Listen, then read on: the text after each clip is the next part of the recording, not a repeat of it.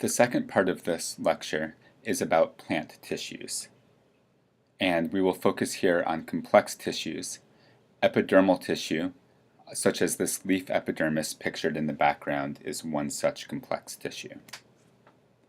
We will talk about three types: epidermis, as well as two that involve or specialize on transport. These are phloem and xylem.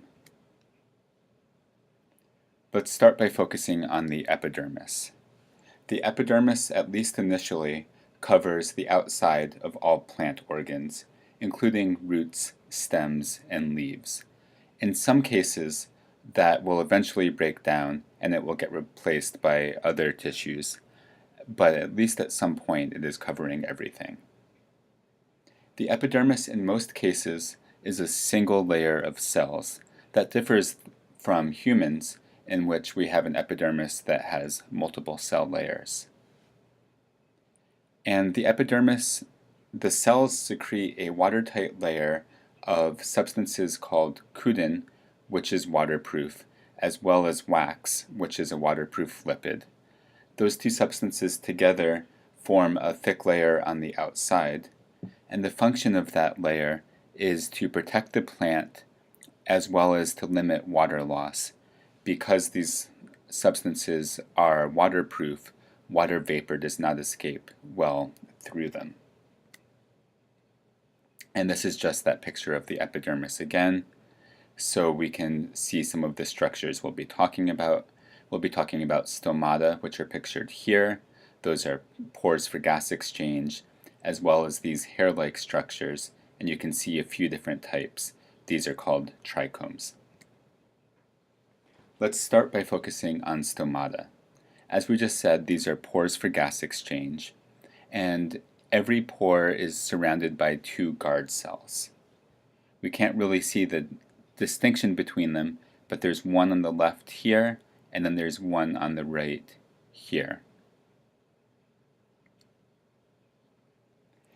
Stomata are able to open and close, so the diagram below here shows their two possible positions. When the guard cells, which are pictured here and here, they are both kidney-shaped cells. When they are very full of water, then they assume this position as shown on the left, which creates this large opening or pore between them. And this is an opening that is going to go inside the leaf into the layer that we'll call the mesophyll. It's going to allow carbon dioxide to filter in or diffuse in. It's also going to allow oxygen to diffuse out. Eventually, if the plant is dry or if it's nighttime, then these guard cells are going to lose water. When they lose water, then they assume the position shown in the diagram at right, where the two margins of the cells fully close and block that opening. When the cells are closed, then gas exchange will not occur. So what are the functions? As we've already said, that when open, stomata can allow in carbon dioxide and it can allow oxygen to diffuse outward. This is important because plants need carbon dioxide to perform photosynthesis, and oxygen is a waste product of photosynthesis that plants need to release. So by having open stomata, plants have the potential for photosynthesis. The problem is that when those gases are being exchanged, water vapor is going to escape too, and that has the potential to dry out the plant. So that can be limiting to a plant.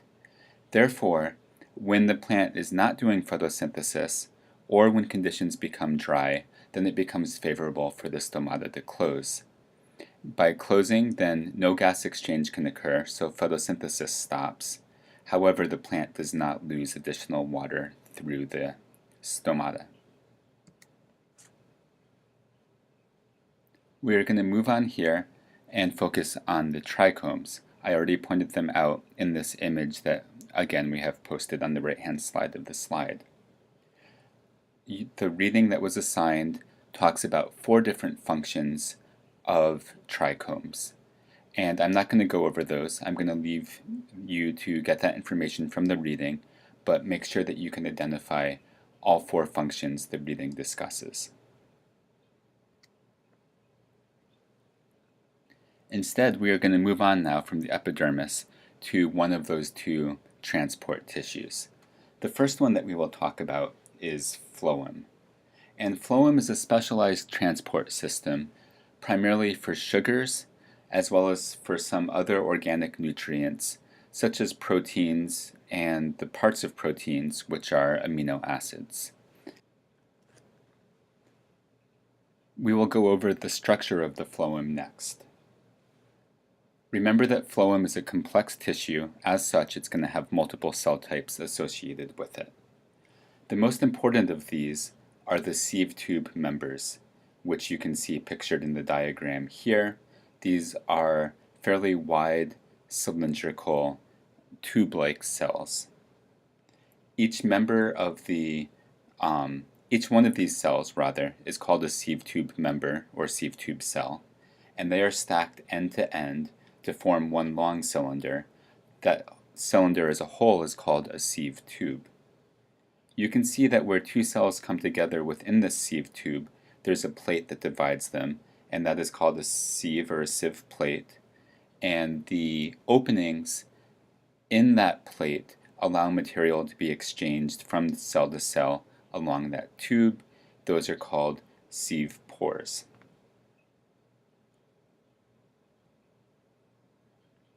So the function of this is going to be allowing materials to be transported throughout the plant. These cells, however, the sieve tubes on their own cannot accomplish this. For reasons that we'll talk about, they're going to need to have some other cells associated with them. The next cell types that we'll talk about are the companion cells. Companion cells are adjacent to each of the sieve tube members, and they're important because sieve tube cells are not independent. So if sieve tube cells had organelles like a nucleus and a vacuole, remember that a vacuole is a large central storage space within each cell. If those are present within a sieve cell, then that would hinder the flow of material through the cell, which is the purpose of having them. So instead of these cells having a nucleus and a vacuole, the companion cell has the nucleus and the vacuole. And because these 2 cells are aligned next to each other, and you can see there are openings between these cells for materials to pass, this is going to allow that companion cell to supply all of the necessary materials that this sieve cell is going to need to survive and function. So the companion cell is basically performing the metabolic functions for both itself and the sieve cell. There are also other cells associated with phloem. There are fibers, which we've talked about in the previous portion of this lecture, that function to protect the phloem and prevent it from being damaged or crushed.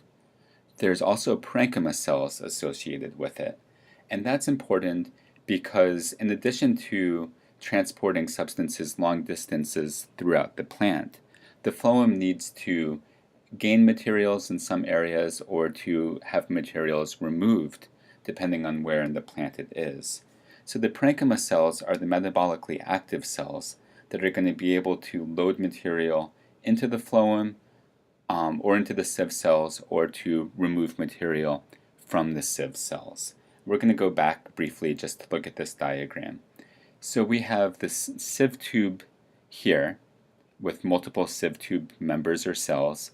They each have their companion cells shown here, but then these other cells in lighter green here are parenchyma cells, and perhaps this one back here is a fiber cell. All of those are functioning together to help the phloem transport materials, both short distances as it gets loaded and unloaded, and long distances to other parts of the plant. As a result, since all of these cells are working together, this is one complex tissue. So let's talk about where the phloem actually flows. This is a little bit complicated because the direction varies. we can say generally it always flows from a source to a sink. Put another way, whichever area is providing material to the phloem is called the source, whichever area is removing it is the sink. But which areas are sources and sinks changes throughout the season. In summer, when leaves are actively photosynthesizing, then they are making sugars that have to get moved to elsewhere in the plant. As a result, in summer, the leaves are going to be sources of material. Oftentimes, that material will be stored in the roots, so during this season, the roots would be sink areas for phloem as sugars get moved from the leaves down to the roots. However, in springtime, when the plant is not photosynthesizing, because it does not yet have leaves, and it needs to make new leaves, it needs materials to do that. So those sugars that have been stored in the stem or stored in the roots need to get moved back into the tips of the branches to make new leaves. At these times, those branch tips are going to be the sinks, and the stem or the root tissue with the stored material is going to be the source. So the relationship has completely reversed. Some areas are always going to be sinks.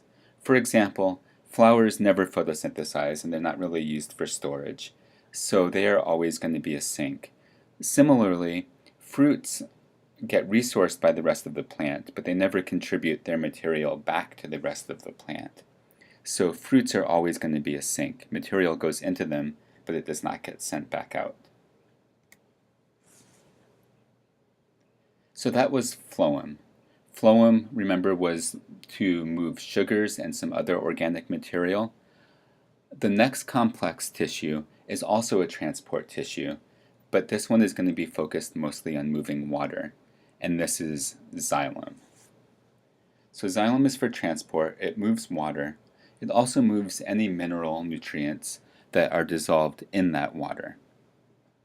This is important because the minerals that a plant gets are mostly dissolved in the water in the soil, and so this is going to be an important route to acquire minerals and move them up into the rest of the plant.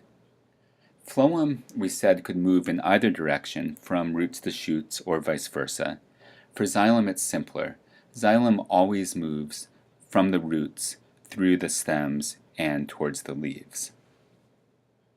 We will talk more about how this process works, what are the forces that drive the flow of water through xylem, in a later lecture. Xylem transport cells, which we'll look at in the diagram soon, are dead. So they are initially living, of course, and they expand and mature, and they make their primary and secondary cell walls.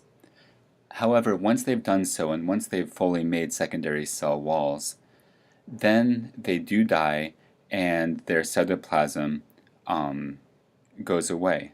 The result of this is that the xylem really is formed at maturity from dead hollow cells.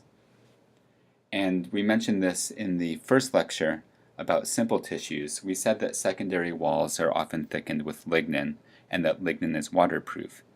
This is going to be important, first because it allows the xylem to maintain its shape and not collapse on itself. But second, it's important because the waterproofing is going to allow the xylem tube to act like a straw without water constantly getting drawn into the cell walls as that water passes through the xylem. There are a couple kinds of xylem cells that move water. The first kind that we'll talk about are tracheids. Tracheids are long, thin cells with tapered ends, as shown in this diagram at the right. You'll also notice that the tracheids are covered with small openings called pits. The pits are going to allow multiple tracheids to work together to move water. So we're looking at a picture of only one here, but in reality, tracheids are going to be collected together into groups, and they are going to overlap with one another.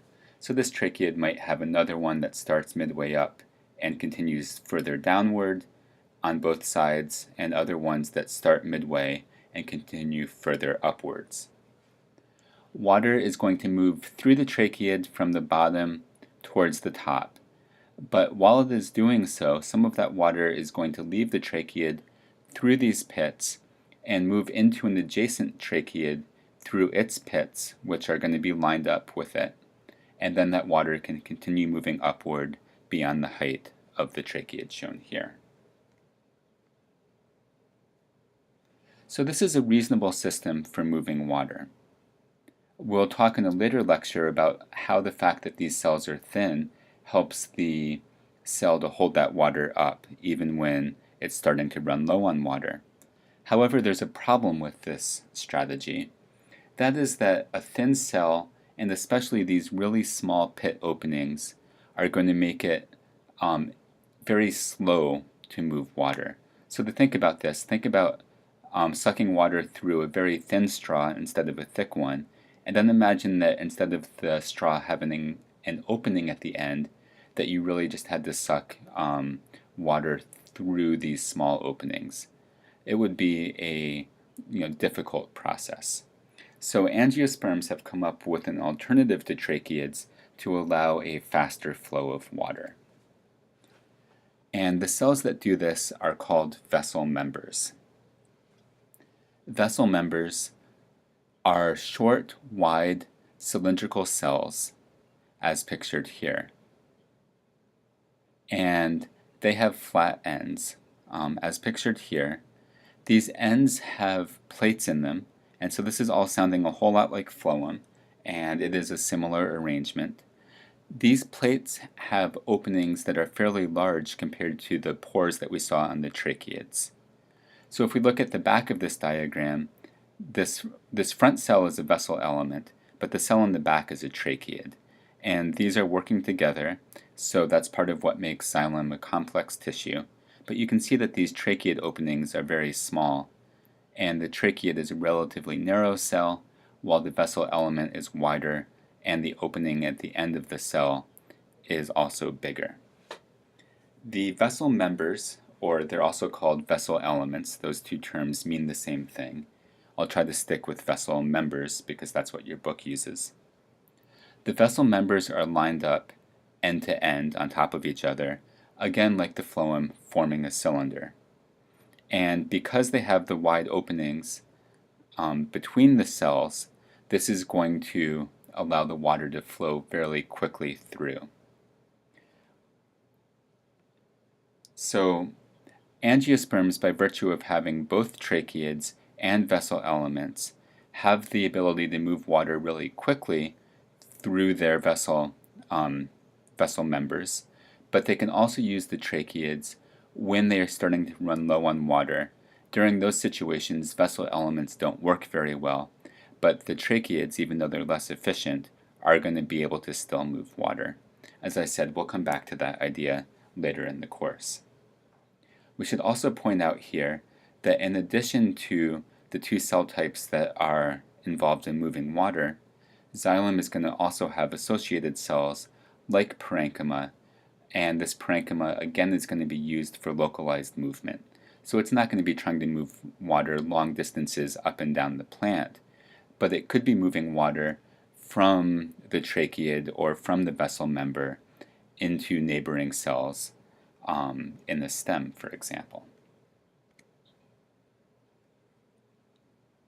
The last picture we looked at was a diagram, so I wanted to show you an electron microscopy image of xylem.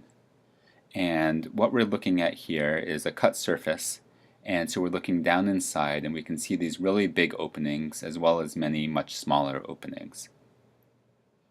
These really large openings are the vessel members or vessel elements. And you can see in this one, which has been cut away, you can see that it's comprised of multiple cells. So here's one cell, and then this is a second cell, and down here it looks like there's a third cell, stacked end to end. Over here we can see instead a tracheid. It's a much narrower cell with much smaller openings, and there are multiple tracheids next to each other which can exchange water with each other as the water moves up the stem. The tracheids and vessel elements together are the most important elements of the xylem, and because these have hard lignified secondary cell walls, this hard material is going to be what gives us wood. So if you cut through a tree, really what you're cutting through is mostly layer upon layer of xylem. We'll talk about this again later in the course. Each year, a new layer of xylem is added to that stem, which is why woody stems get wider year after year. So we pointed out that xylem contains other cell types besides tracheids and vessel members. It also includes parenchyma cells, which we said transport water locally. They're also important because they're going to help during the process of development. They're going to be the cells that are providing materials to the developing tracheids or vessel elements. Xylem can also contain fiber cells, which have, of course, thick secondary cell walls, and they aren't going to be involved in moving water, but they are going to be there to confer additional strength to the stem or to the root. I want to end with a few final thoughts about the complex tissues. First, they can be involved in protection or transport. We saw the epidermis is largely involved with protection, while the xylem and phloem are both primarily involved in transport. Additionally, I want you to think about similarities in the structure of the xylem and phloem and how this reflects similarities in their function. So I've put a picture of the xylem up here and the phloem down here, and I want you to notice that they both include parenchyma as well as fibers. This is because they both have similar needs for being able to distribute materials locally as long as moving it as moving it long distances up and down the stem. They both also have plates that are similar, so the perforation plate within the xylem and the sieve plate within the phloem both have relatively larger openings that allow materials to pass through quickly. And we've talked about the fact that these openings are wide in both cases to allow efficient flow of material. So in both cases, we've had similar selection on efficient movement of material lead to the evolution of similar structures.